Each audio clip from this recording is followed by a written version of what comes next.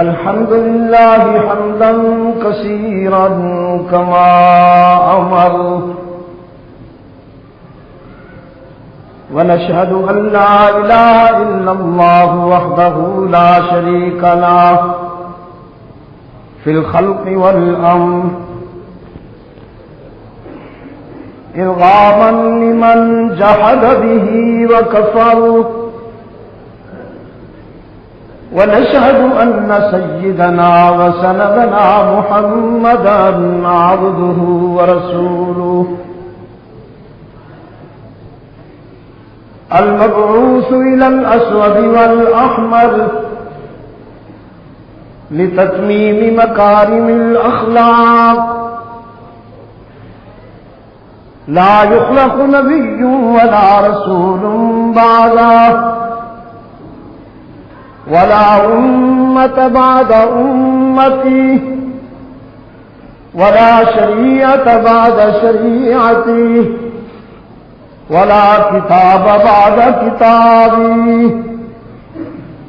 صلى الله تعالى عليه وعلى آله وأصحابه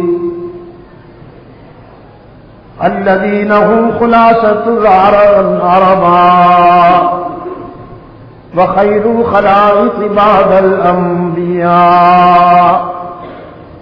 وهم كالنجوم في السماء للاهتداء والاقتداء، وهم مفاتيح الرحمة ومصابيح الغرر.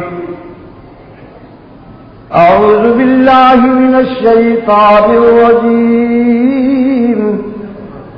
بسم الله الرحمن الرحيم. يا أيها الذين آمنوا لا تلهكم أموالكم ولا أولادكم عن ذكر الله، ومن يفعل ذلك فأولئك هم الخاسرون. وقال تعالى في مقام آخر: من أعرض عن ذكري فإن له معيشة ضنكا ونحشره يوم القيامة أعمى قال رب لم حشرتني أعمى وقد كنت بصيرا قال كذلك أتتك آياتنا فنسيتها وكذلك اليوم تنسى. وقال تعالى في مقام آخر: ومن يعش عن ذكر الرحمن نقيض له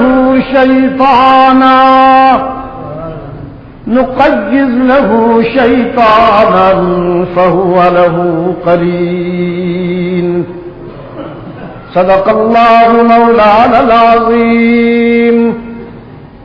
وقال صاحب القرآن صلى الله عليه وسلم: إن الله يرفع بهذا الكتاب أقواما ويضع به آخرين.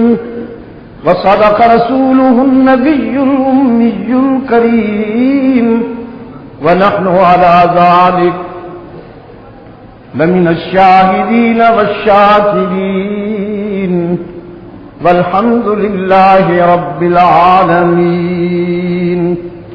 خدا در انتظار حمد معنیست، محمد چشم بر راہ سنانیست. محمد حامد حمد خدا بس، خدا مدافرین مصطفیٰ بس. محمد استمی خواہم خدا را، خدایا از تو حب مصطفیٰ را. اللهم صل على محمد وعلى آل محمد كما صليت على إبراهيم وعلى آل إبراهيم إنك حميد مجيد اللهم بارك على محمد وعلى آل محمد كما باركت على إبراهيم وعلى آل إبراهيم إنك حميد مجيد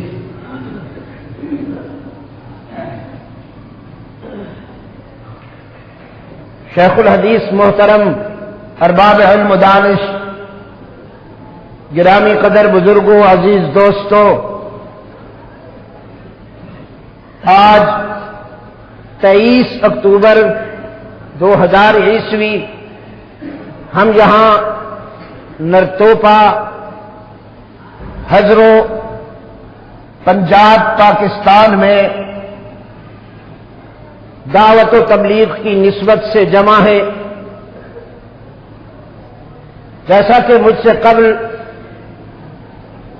میرے دوستوں نے، بالخصوص حضرت شیخ الحدیث صاحب محترم نے فرمایا کہ آج کی یہ تقریب اس حصول شہادت اور حصول مسرت کے موقع پر ترتیب دی گئی ہے، جو نرتوپا کے فرزندان اسلام نے مسجد کی تعمیر کی صورت میں حاصل کی۔ میں دعا کرتا ہوں اب اس کی آبادی کے لیے بھی اللہ میرے ان دوستوں کو ہماری توقعات سے زیادہ کامیابیاں عطا فرمائے۔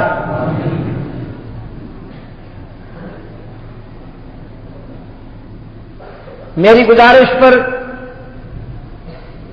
میری گفتگو کے لیے بعد مغرب کا وقت صرف کہا نہیں گیا بلکہ عملاً بھی اپنا لیا گیا۔ اس کے لیے میں اپنے میزبانوں بالخصوص حضرت مولانا عبدالسلام صاحب کا شکر گزار ہوں۔ یہ بات مجھے اب کہنا پڑی، ورنہ میں وہی ہوں جو رات کے 2 بجے تک آپ کے ساتھ ہوا کرتا تھا۔ آپ کو وہ لمحات یاد ہوں گے، مجھے بھی یاد ہیں۔ سچ میں ایسے ان گنت پروگرام ہوئے کہ تاریخ بدل جاتی تھی اور پھر مجھے وقت دیا جاتا تھا۔ میں بحمد اللہ تعالی اس تاخیر کو برداشت کر لیا کرتا تھا، لیکن اس وقت جب سے مجھے کچھ تکلیف ہوئی گزشتہ اگست میں اور ڈاکٹروں نے مجھے منع کیا کہ سفر بھی نہ کیا جائے، گفتگو بھی نہ کی جائے، اور میں اللہ کے فضل و کرم سے ڈاکٹروں کی ہدایات پر عمل نہیں کر رہا ہوں، سفر بھی کر رہا ہوں، گفتگو بھی کر رہا ہوں۔ جیسا کہ ابھی حضرت نے فرمایا، میں یورپ میں تقریباً 7 ممالک کا سفر کر کے تقریباً 3.5 مہینے واپس آیا ہوں۔ ختم نبوت کانفرنسوں میں بھی شرکت کی، دن رات کے سفر بھی ہوئے، گفتگو بھی ہوئی۔ ہر شخص کا ایک مصرف ہوتا ہے، تو میرا مصرف یہی ہے کہ میں قرآن پڑھتا رہوں اور اسے بیان کرتا رہوں۔ جب یہ سلسلہ رک گیا تو میری سانس آنا جانا بند کر دے گی، میری زندگی کا سلسلہ وہیں ختم ہو جائے گا۔ تاہم اب یہ ضرور کرتا ہوں کہ زیادہ دیر تک جاگنے سے بچتا ہوں، اس لیے کہ اگر میں زیادہ دیر تک جاگتا ہوں تو اس کا رد عمل فوری ہوتا ہے، بچتا ہوں۔ سو میں نے درخواست کی کہ بعد مغرب دوستوں کو بلا لیجئے، شاید آپ حضرات کو بتایا گیا ہوگا کہ بعد مغرب بیٹھیں گے ہم، لیکن چونکہ آپ کی عادت کے خلاف ہے مولانا مجھ سے فرما رہے تھے کہ مغرب کے بعد یہاں کے لوگ کیا کرتے ہیں جی؟ روٹی کھاتے ہیں. تو میں سوچتا رہا یہ کام تو سب لوگ کرتے ہیں، یہ یہاں کے لوگوں کے لیے کیوں کہا گیا کہ یہاں کے لوگ مغرب کے بعد کھانا کھاتے ہیں؟ تقریباً سب لوگ کھاتے ہیں مغرب کے بعد. تاہم اگر یہ پہلا پروگرام ہے بعد مغرب کا تو الحمدللہ کہ اس کی بنیاد عبد المجید کے ہاتھوں رکھی جا رہی ہے، اور مجھے اللہ کی رحمت پر یقین ہے کہ آئندہ ایسا ہی ہوا کرے گا. میں آپ کو اس کے فوائد بتا دوں مختصر سے الفاظ میں. سب سے بڑا فائدہ تو یہ ہے کہ آپ فطری وقت میں جلسے سے فارغ ہو کر اپنے گھر پہنچ جائیں گے.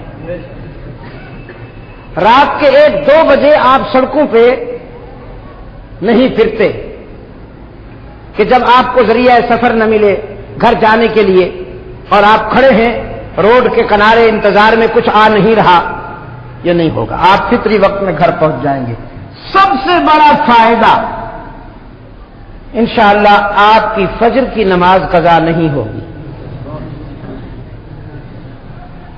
اور ایک ذیلی فائدہ اور بھی اللہ جن کو توفیق دیتا ہے اور جن کا معمول ہے، تہجد کی نوافل بھی بآسانی ادا ہو جائے گی انشاءاللہ. یہ صبح کے انہی معمولات کے لیے رحمت عالم صلی اللہ علیہ وسلم عشاء کے بعد بلا تاخیر آرام فرمایا کرتے تھے. عشاء کے بعد بلا تاخیر آرام کرنا عافیت بھی ہے، سنت بھی ہے.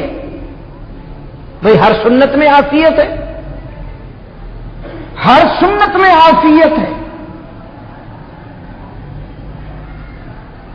تو اگر آپ عشاء کے فوراً بعد آرام کر لیا کریں تو فجر کی نماز بھی آپ کی وقت پر ہو اور اطمینان سے ہو.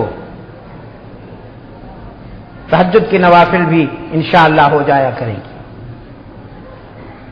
تہجد کی ہیں تو نوافل، لیکن اللہ کو اتنی عزیز ہیں، اتنی محبوب ہیں کہ رب العالمین نے اپنے محبوب صلی اللہ علیہ وسلم سے فرمایا وَمِنَ اللَّيْلِ فَتَهَجَّدْ بِهِ نَافِلَةً لَكَ. یہ ہیں تو تیرے لیے نوافل، لیکن میرے محبوب انہیں ضرور پڑھا کیجئے عَسَىٰ أَن يَبْعَثَكَ رَبُّكَ مَقَامًا مَحْمُودًا، کہ یہ مقام محمود کی بلندیوں تک پہنچنے کے لیے زینہ ہے، زینہ. اللہ آپ کو توفیق دے تو تہجد کی نوافل ضرور ادا کیا کیجیے. پھر اس نوزائیدہ مکتب میں یہ دیکھ کر اور سن کر بھی خوشی ہوئی کہ 6 بچوں نے قرآن حفظ کر لیا. اس پر بھی میں یہاں کے ان خاندانوں کو جن کے خاندان کے بچوں نے قرآن حفظ کیا ہے مبارکباد دیتا ہوں. معلمین کو بھی، اساتذہ حضرات کو بھی اور انتظامیہ کو بھی مبارکباد دیتا ہوں. عصر حاضر میں نئی نسل کو نئے فتنوں سے بچانے کا صرف یہی ایک راستہ ہے کہ آپ اپنی نئی نسل کو قرآن کے حوالے کر دیں، ورنہ اور کوئی راستہ مجھے نظر نہیں آتا. اور میں اس پر اللہ کا شکر ادا کرتا ہوں، صرف یہاں نہیں پوری دنیا میں اس حوالے سے میں فرزندان اسلام میں بیداری دیکھ رہا ہوں. قرآن کریم کی تعلیم اور قرآن کریم کی اشاعت کا ایک نیا دور شروع ہو رہا ہے. بلکہ بعض مقامات پر تو ہماری کاپی کرنا شروع کیا ہوا ہے لوگوں نے. میں قریب نہیں، پاناما ایک جگہ ہے، امریکہ کی ایک ریاست ہی سمجھیں، وہاں پر مجھے یوں محسوس ہوا جیسے دور سے کوئی تلاوت کر رہا ہے. میں نے اپنے میزبان سے پوچھا بھئی یہ تلاوت کی آواز کہاں سے آ رہی ہے؟ وہ کہنے لگا مجھے شک ہے کہ یہ چرچ سے آ رہی ہے. مسجد سے نہیں، چرچ سے آ رہی ہے۔ میں نے کہا پھر ایسا کرو کہ اس شک کو یقین سے بدلنے کے لیے کل تم اس کی تحقیق کرو اور دیکھو کہ یہ کون پڑھ رہا ہے۔ اگلے دن اس نے آ کر مجھے بتایا کہ وہ چرچ ہی سے آواز آ رہی ہے اور ایک پریسٹ عیسائیوں کا ایک پادری پڑھ رہا ہے، لیکن قرآن نہیں پڑھ رہا، بائبل پڑھ رہا ہے۔ لہجہ اس نے ایسا اختیار کیا ہوا ہے جیسے ہمارے قاری پڑھتے ہیں۔ میں نے اس سے پوچھا بائبل کو کھول کے پڑھ رہا تھا یا بند کر کے پڑھ رہا تھا؟ اس نے کہا نہیں، بائبل کو کھول کے پڑھ رہا تھا، اینک بھی نظر والی لگا رکھی تھی۔ میں نے کہا بس ٹھیک ہے، الحمدللہ، قرآن اور بائبل میں یہی فرق ہے، بلکہ قرآن اور دنیا کی ساری کتابوں میں یہی فرق ہے کہ دنیا کی ہر کتاب آنکھیں کھول کر پڑھی جاتی ہے، صرف قرآن ہے جو آنکھیں بند کر کے پڑھا جاتا ہے۔ قرآن کے سوا دنیا کی کوئی کتاب آنکھیں بند کر کے نہیں پڑھی جا سکتی۔ مشرق و مغرب کے تمام مذاہب و ادیان اور سارے لٹریچر کو آپ سامنے رکھیے، میرا یہ دعویٰ بھی آپ ملحوظ رکھیں، کسی مذہب اور کسی دین کی کتاب کو انسان کے دل نے قبول نہیں کیا سوائے قرآن کریم کے۔ اس لیے میں کہا کرتا ہوں کہ دنیا کی ہر کتاب انسان کے دماغ تک پہنچتی ہے، صرف قرآن ہے جو انسان کے دل تک پہنچتا ہے۔